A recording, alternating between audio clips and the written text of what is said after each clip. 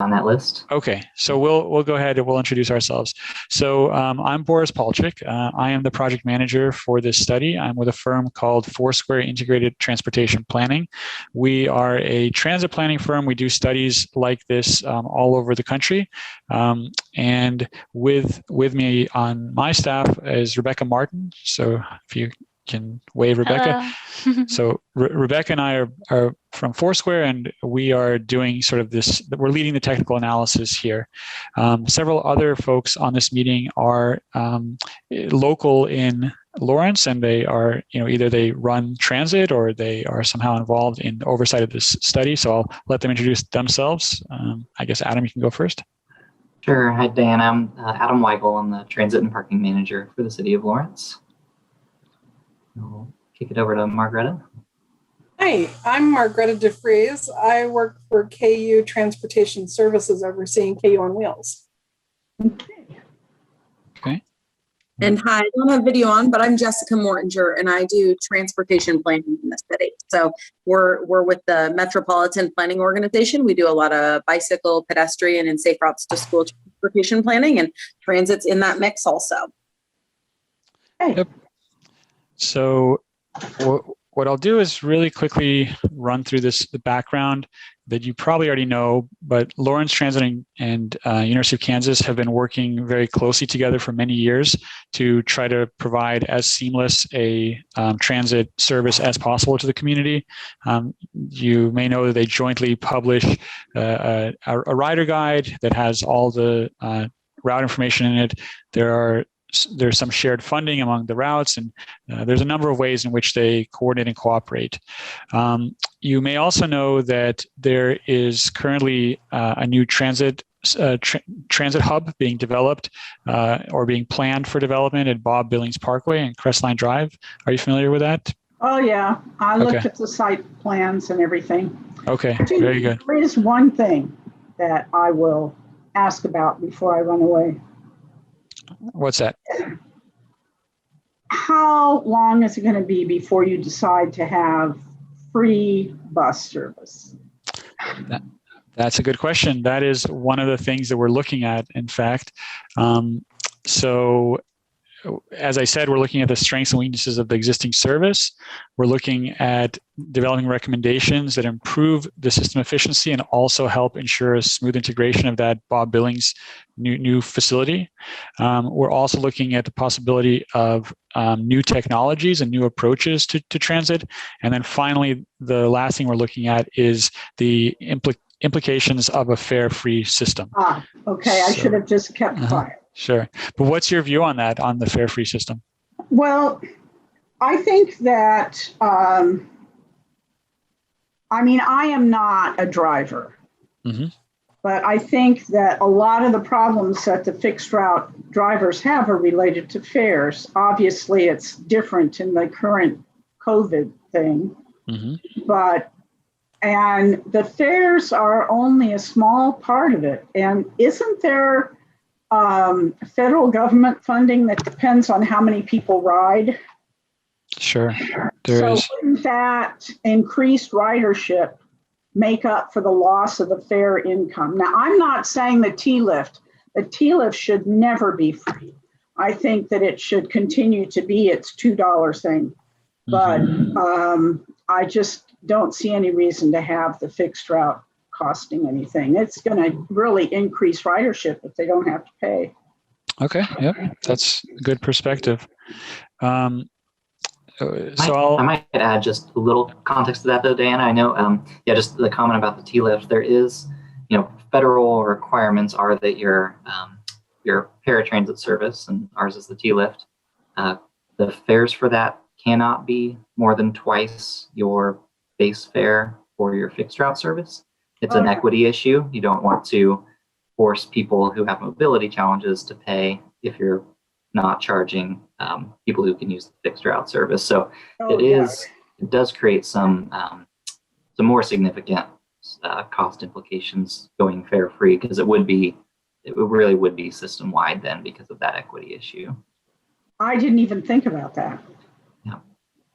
Okay, now I understand everything.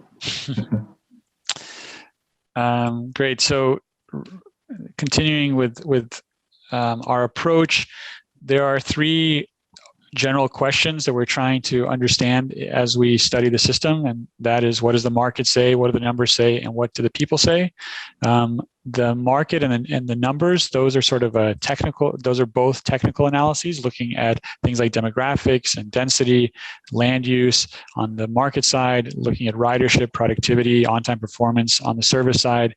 And then the stakeholder outreach is where we have an opportunity to get kind of information in terms of people's priorities, people's preferences, and so on, that we wouldn't really get through the technical analysis. So it's really important for us to hear from you and your fellow riders, your fellow residents of Lawrence, to understand what your priorities are.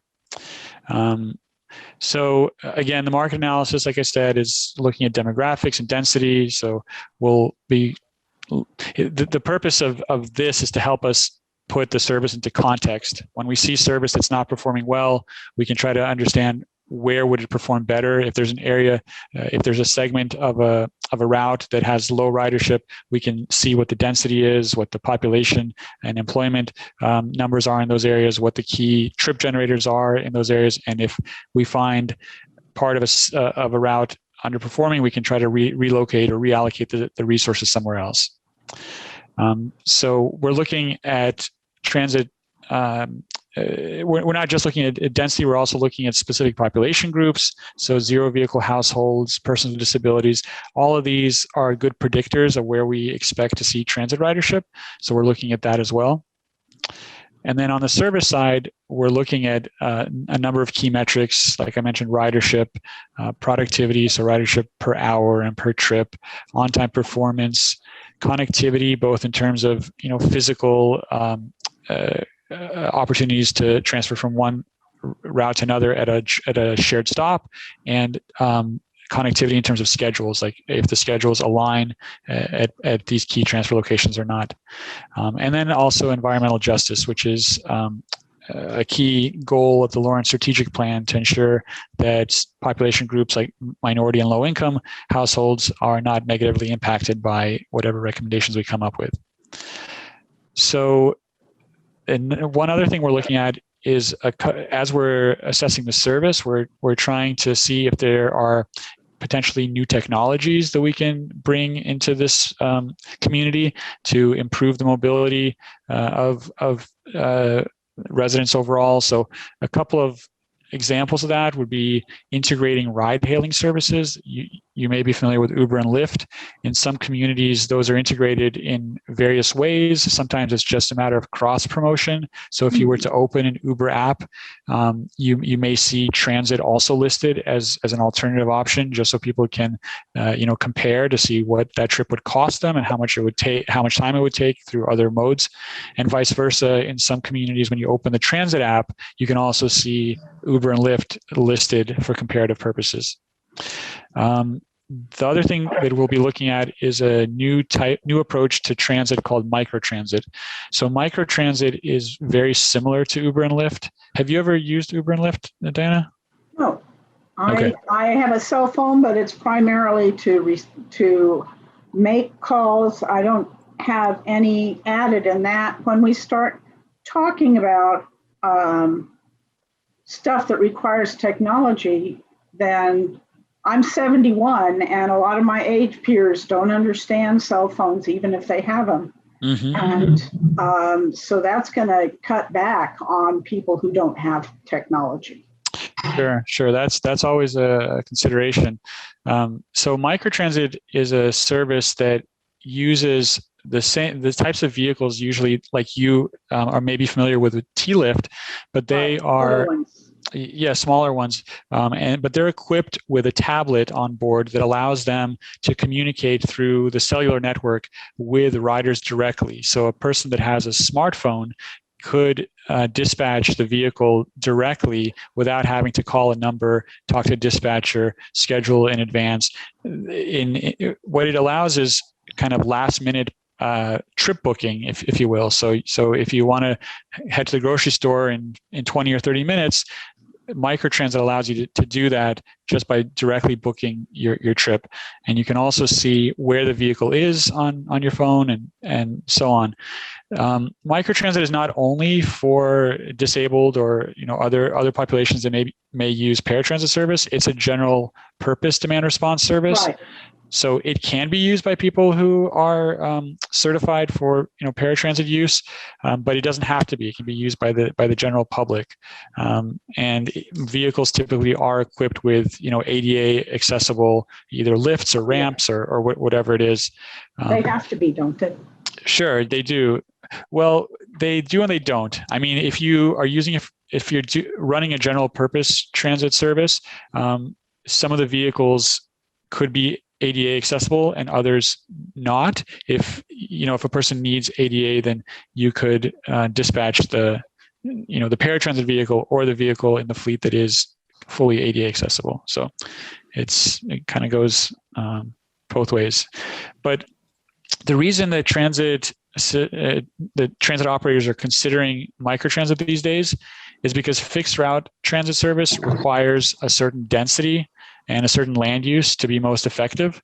And there are parts of most communities, including Lawrence, that don't have that density and don't have sidewalks in some cases and the types of elements that help support and facilitate fixed route transit use.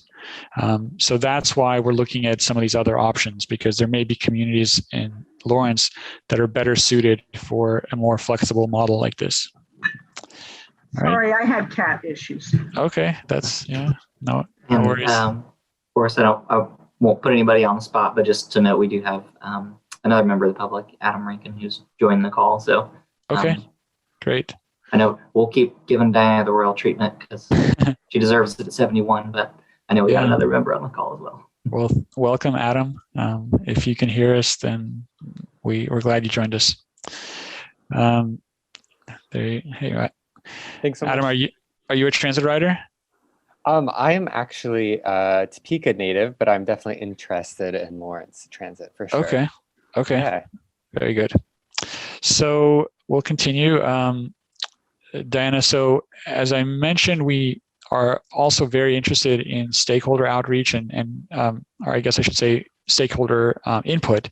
So input from riders and prospective riders, because we want to understand what you feel is working and not working with service. And we also want to understand from people who are not using the service, why they're not using the service, and what the barriers may be for them and how we can help them tackle those barriers. So there's a survey that is currently online. If you go to the Lawrence Transit website, there's a link to the survey. I will do that. Yeah, great. We hope you do. And also we hope you spread the word to anyone else who you think may have some opinions or feedback to share. So this survey, it asks some basic questions about who the people are that are answering the survey questions, if they use transit, how often they use transit, where they use transit. But then there's also a series of trade-off questions. And the point of the trade-off questions are to help us understand what the priorities are of the community, because transit service is publicly funded. It operates within a limited budget. And when decisions are made on how to allocate those limited resources, sometimes there are difficult trade-offs that have to be made. And so we are trying to understand, how do we prioritize these difficult trade-off choices? So, for example, Lawrence Transit right now operates transit service from 6 a.m. to 8 p.m. Mondays through Saturdays. And the frequency of most of the routes is 30 or 60 minutes. Is the night ride happening anymore? It is. Oh, okay. Yes. So that's a good point. This is the general fixed route service that I'm referring to, but it's a good point. So we're asking people to choose if they had to choose, would they prefer longer service hours on fixed route service or more frequent bus service? For example, service every 15 minutes instead of every 30 minutes. Do you have a position on that? Do you have a preference one way or the other? Sunday. Okay, so that's the next series of questions, but on yes, longer. I think that I would probably say Until I see a lot of empty buses in the evening, and KU buses empty in the evening. And so I don't know about extending hours. And since I haven't ridden the fixed, and I will probably use the fixed more when the heat goes away. Mm-hmm. But since I didn't even ride the bus until May, I haven't done fixed route that much. Okay. And so I don't know if I would, that might be a question that I probably would leave blank, because I'm not going to answer a question unless I really have a feeling about it. Okay. Adam, feel free to weigh in also if you'd like. Oh, no preferences, not sure. Okay. Yeah. Okay. So the next trade-off question is the one you're a step ahead of us, Diana. That's the second time I've done that. Yeah, no worries. So the second question is if people would prefer Sunday service or adding Sunday service or improving existing service. And it's really important to note that within the current budget, adding Sunday service would very likely require a reduction in hours or frequency somewhere else, Saturdays or weekdays. So would people prefer to add Sunday service, which could result in a reduction in somewhere else, or focusing on improving weekday and or Saturday service first? Oh, me?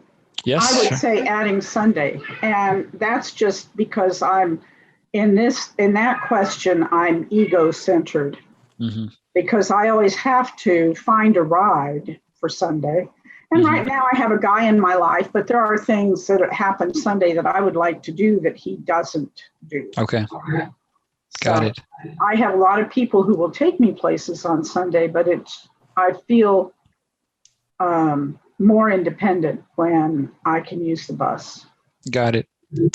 Adam, can I ask you a couple of questions? Adam Rankin? Yeah, feel free. Are you considering relocating to Lawrence, or do you have any particular interest in Lawrence other than? Yeah, I do. I will be at KU this fall, so I was interested in just kind of the transit options available and getting around town.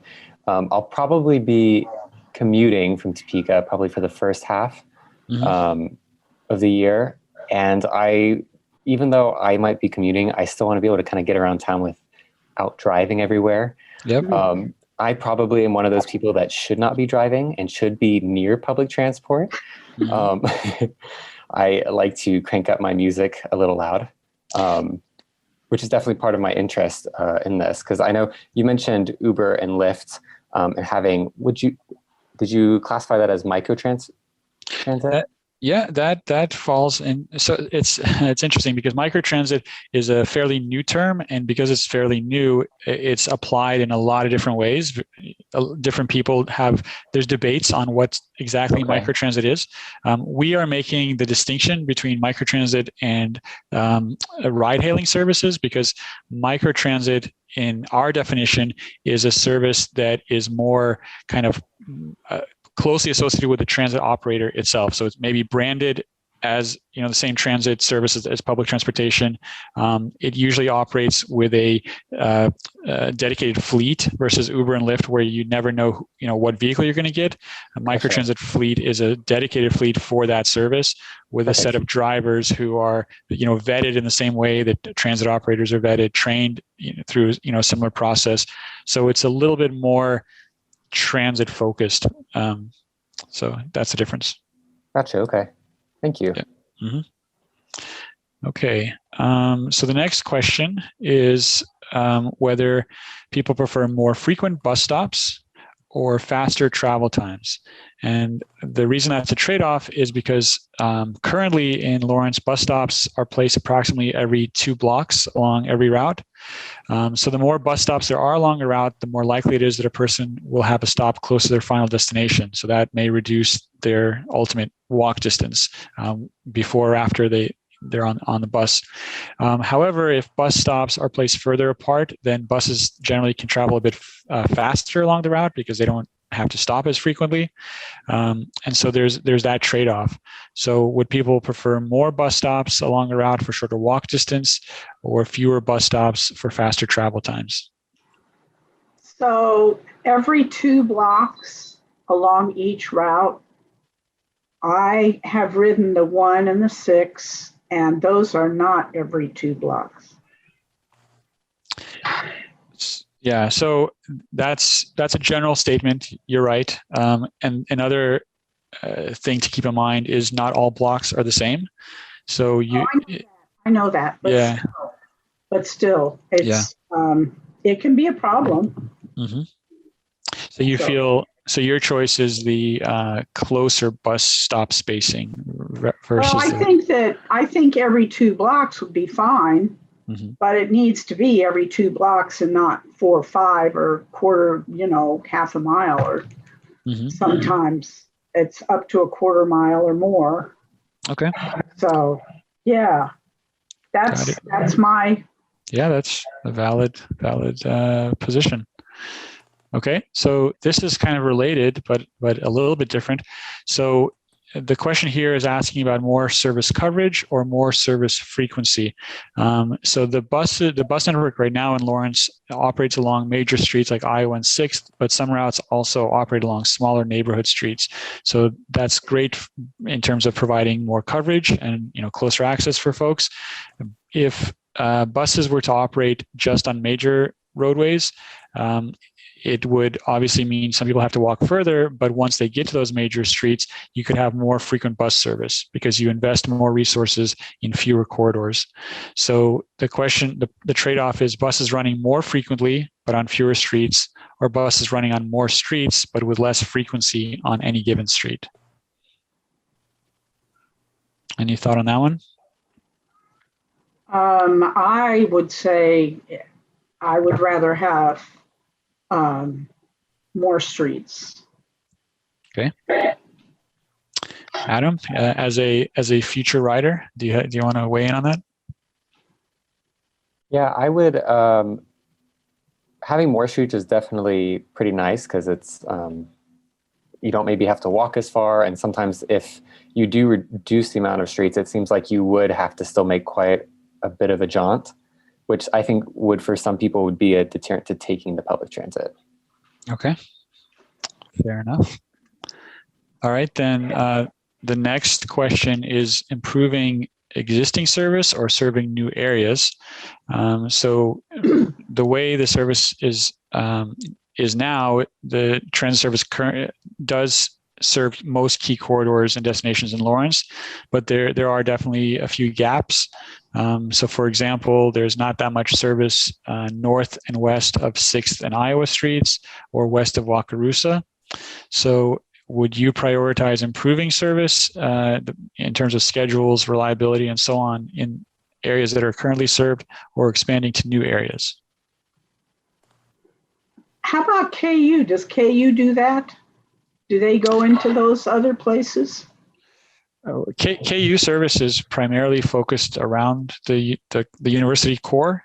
So there's a lot of students who live in those outlying places that are not covered by the regular T. I was just wondering if some of those places are covered by the KU route. I'm going to jump in here, Boris, and since I'm KU representative, the KU service has a limit with its funding, and it is a student fee funded service. And so just adding service where students move to is not always possible. And hopefully the students are giving lots of input in the survey about their opinion on this, because that will help us determine how to use the KU funding for service in a more efficient and useful way for those students. Right. It probably should be noted that there are students are not only using KU routes, so they are right, of course. So there are plenty of students on, we talked to the operators yesterday, the drivers, they were telling us how packed with students they are on certain routes. Route 29 came up. They were saying Route 6, which is an area that is serving parts of Lawrence where there's growth in apartment construction and so on, that students are migrating to that route as well. So, students are all over the place in Lawrence. And so I guess the point of this question is, it's always tough for transit for transit systems to keep up with development and growth. And so some communities sometimes it's necessary to make the trade-off, saying, okay, we have part of the community that is transit accessible, and other parts of the community just will not be. People can choose. It's sort of like a lifestyle choice. People can choose to live further and further out, but transit can't necessarily follow them further and further out. Maybe can, maybe can't. So it's a choice that should be debated. So, where do you come down on that? That's a really tough question. The reason that I asked that about the student routes is because I'm not as familiar. I've got the schedule, of course, but I'm not as familiar with the student routes.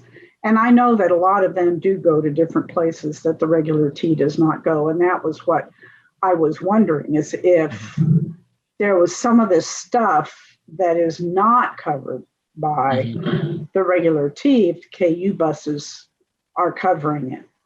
That was my question. Yeah. And I know that they are in some places. As I say, I haven't looked. I would need to look at the schedule to have some idea of the question I'm asking. So I'm just going to be quiet now. No, that's all good points. All right. Adam, did you have any thoughts? Okay. So then we come back to the fare question. We talked about this already a little bit, but so we, as was noted, actually Diana noted it, there's a number of funding sources for transit services, federal funding, state funding, fares, advertising, all of those things. All those things combine to create the funding that operates the service. If there's a reduction in any of those sources, it could impact the ability to provide the levels of service that the transit operator currently provides. So the trade-off is whether you would like to maintain existing fares or eliminate fares, which could result in a reduction of service on some routes. So that's the trade-off. And then there's the question, if, as you have said, then the T-lift would have to be free as well. And that might overload the T-lift. So there'd have to be more options for that. Yeah. Of course, if the stops are closer together, if the routes cover a lot of area, then that might. I'm just don't know about it at all. I don't mind paying the extra money for the T-lift, but I know that it is hard to get rides on it, even paying $2. And I think it would be really, really hard to get rides if it was free. Yep. Okay. Good. If I could, how much is the T-lift? Is that the door-to-door shared ride paired transit service? Yeah. Okay. It's $2 a ride. Okay, it's $2. Okay. It's twice the normal fare on the fixed. Gotcha. There's an eligibility requirement, however, to use T-lift service. So that's an important distinction between it and general purpose transit. Okay. So we have another set of questions, if you still have time, Diana. It's 7:30 when the concert starts. Okay, great. So it's Rebecca. Topeka. I couldn't get to Topeka to do this. That means she has 52 more minutes to give us. Sure. So Rebecca, I'm going to stop sharing and you can share your screen if you're ready.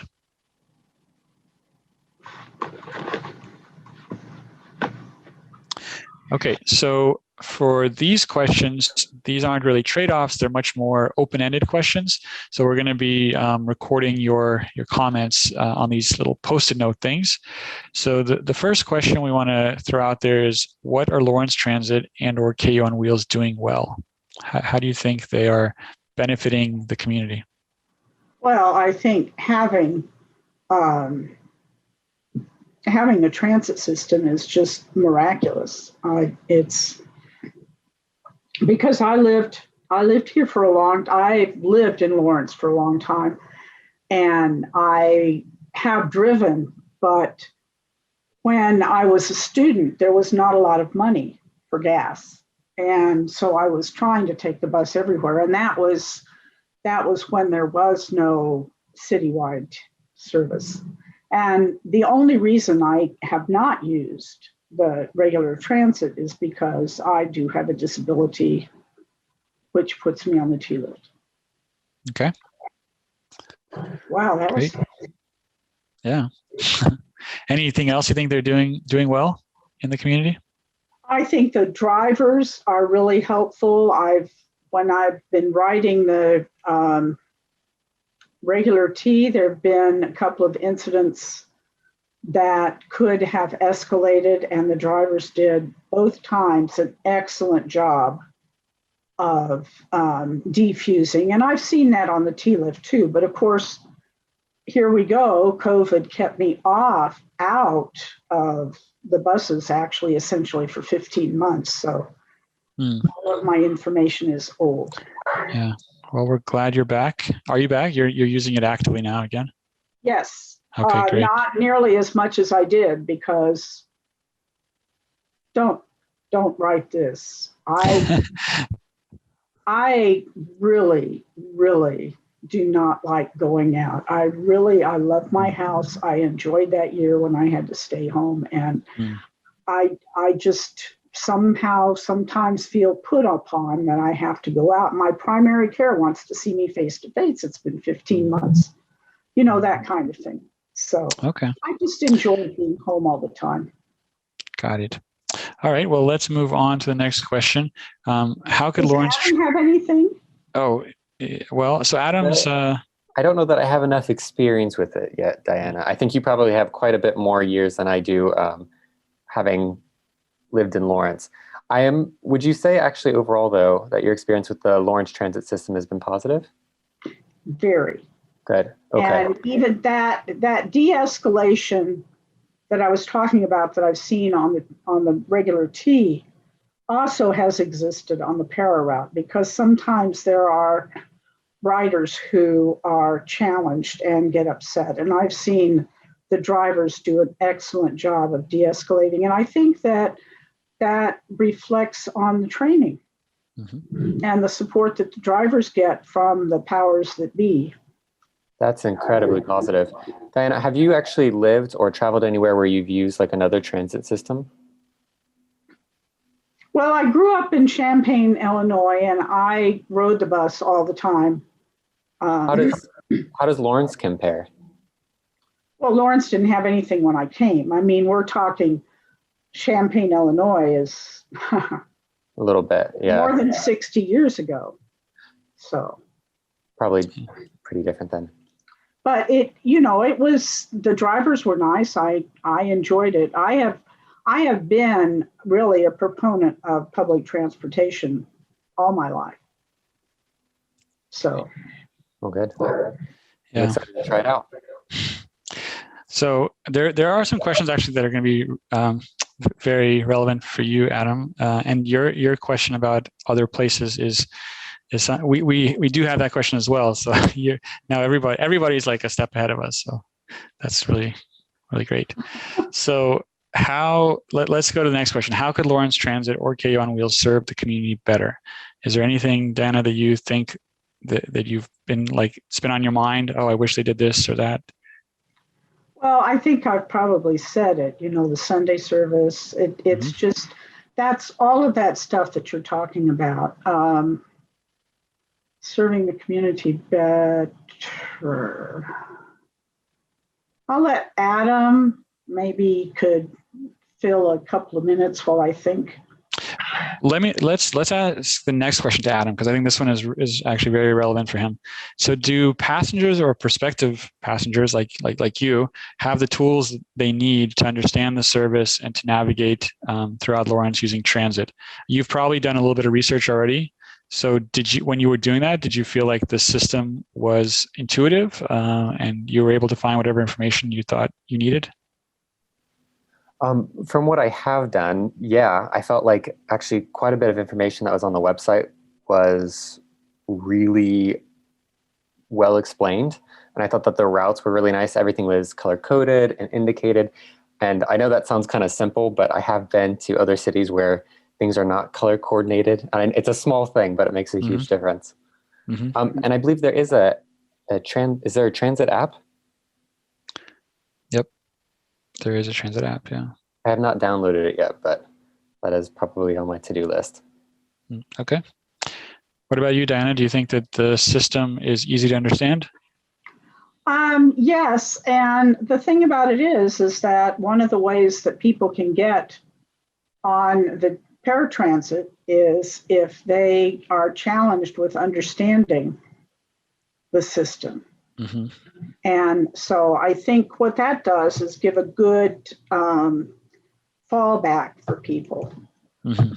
And I think that I haven't had to call the office to say, I don't know where the next bus stop is or anything like that, but I'm sure that people do. And I would assume that because I have almost all of my interactions with staff have been positive, I am certain that I'm not unique in that.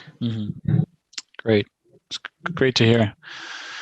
Okay. I can't say all. Absolutes are never correct, but I will say sure. Nearly all.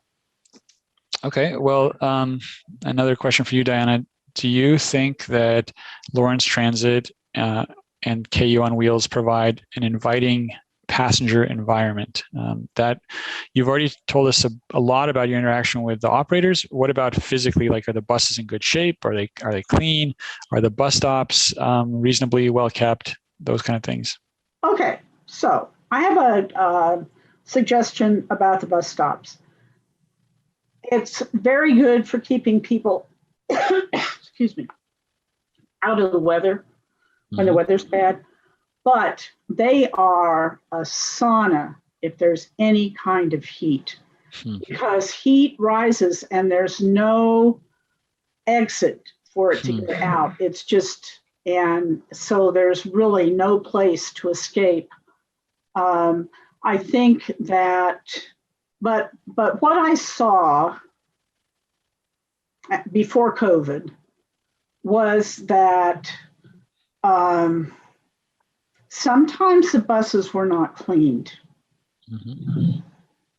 And I know that that has been a priority, and I think that it's important, but I could tell because there was a bus that somebody had put their head on the window and there was a grease spot.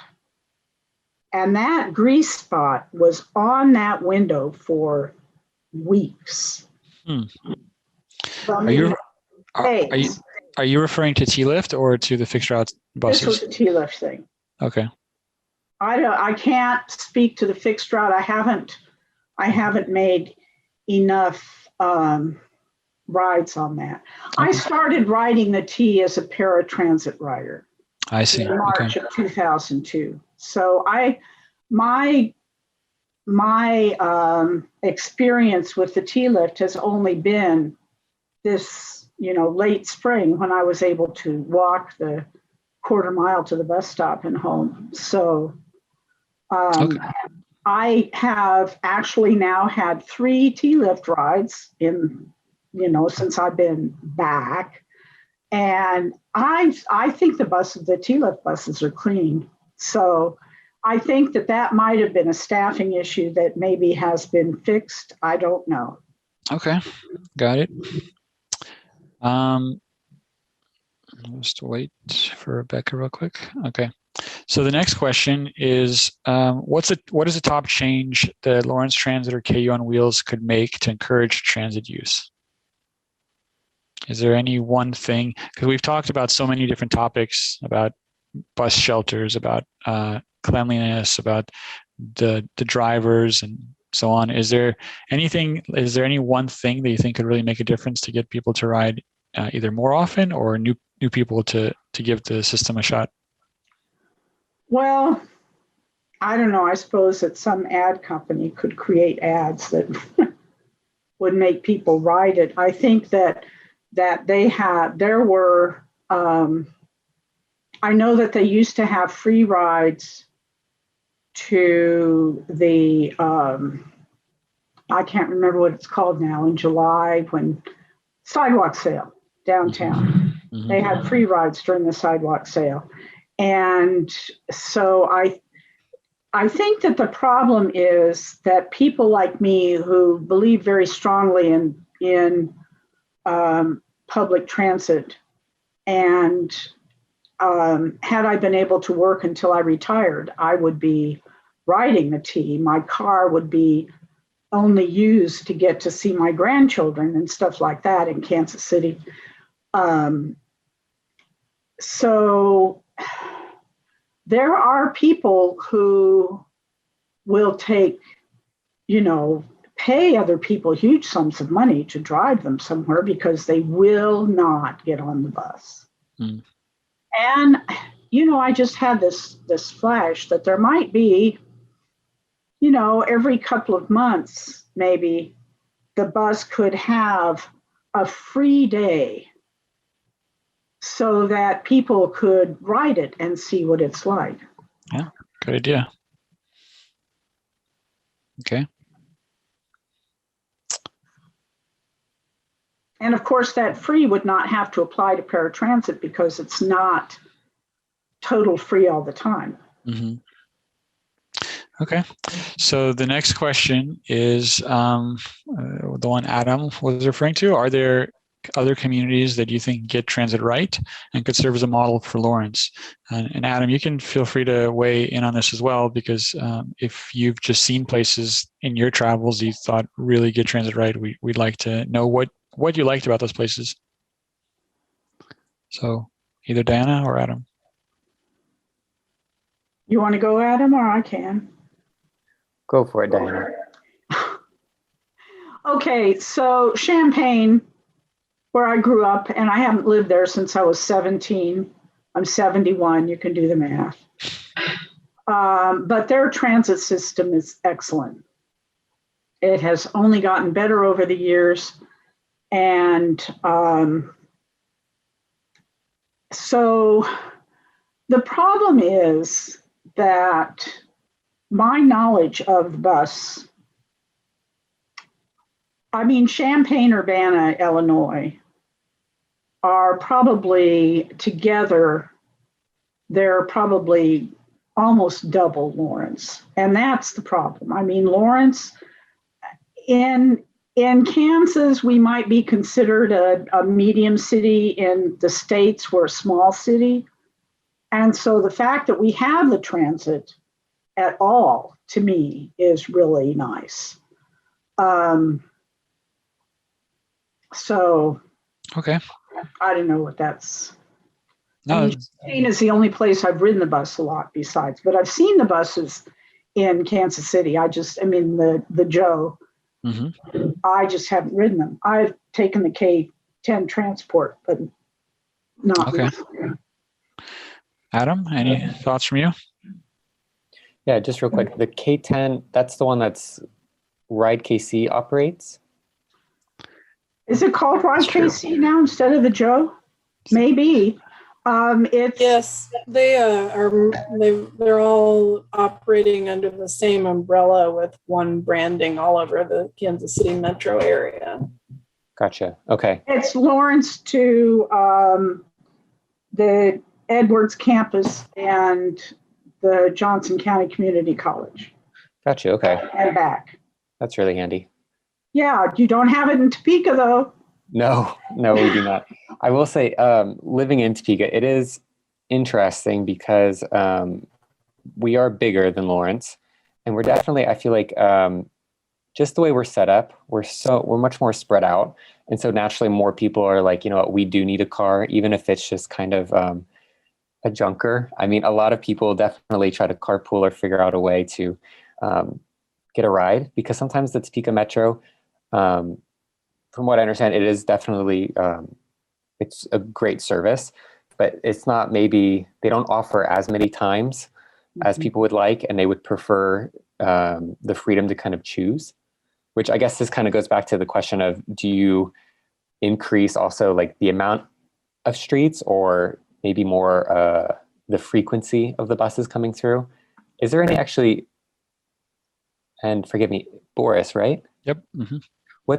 Is there any data to kind of indicate that maybe populations that are similar to Lawrence's would prefer maybe more frequency rather than the increase in streets?